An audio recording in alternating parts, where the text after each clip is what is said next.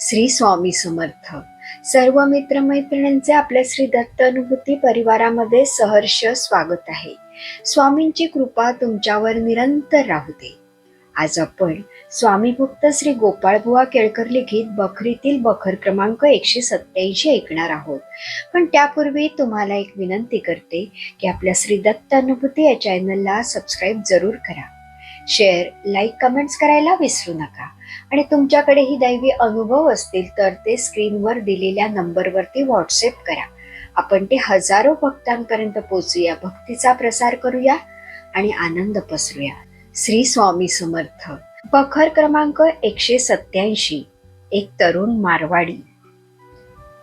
एक मारवाडी श्री स्वामीरायांच्या सेवेत 3 वर्ष येऊन राहिला होता. त्याच्या घरची पत्रे वारंवार येत असत, पण मारवाडी काही घरी गेला नाही. एक दिवस त्याचे वडील आणि त्याचे काका दोघे त्याला घरी नेण्याकरता आले आणि चोडप्पाला त्यांनी सांगितले, महाराजांची प्रार्थना आमच्या मुलाबद्दल करा ना आणि आमच्याबरोबर त्याला आमच्या देशात नेण्याची आज्ञा देण्यास सांगा ना.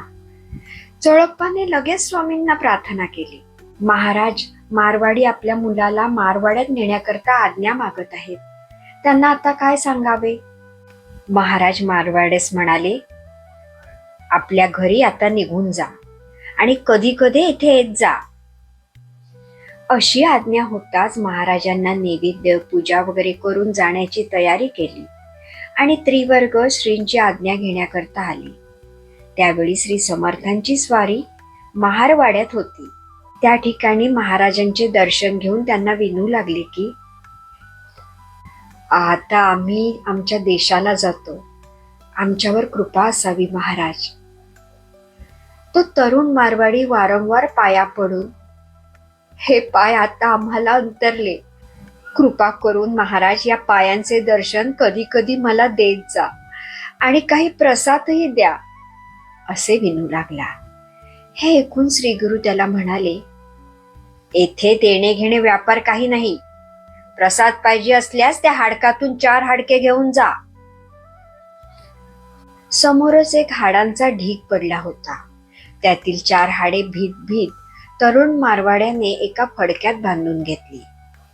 तिघे मारवाडी देशी गेल्यावर घराचे बाहेरच हाडकाचे गाठोडे ठेवून घरात गेले.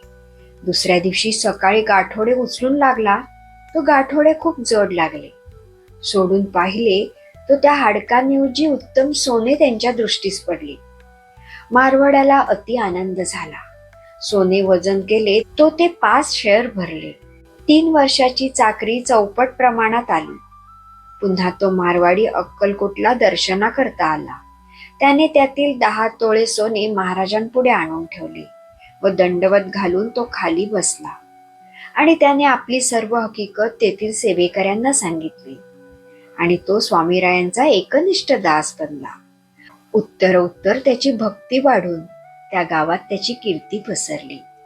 येथे बखर क्रमांक 187 समाप्त होते. श्री स्वामी समर्थ.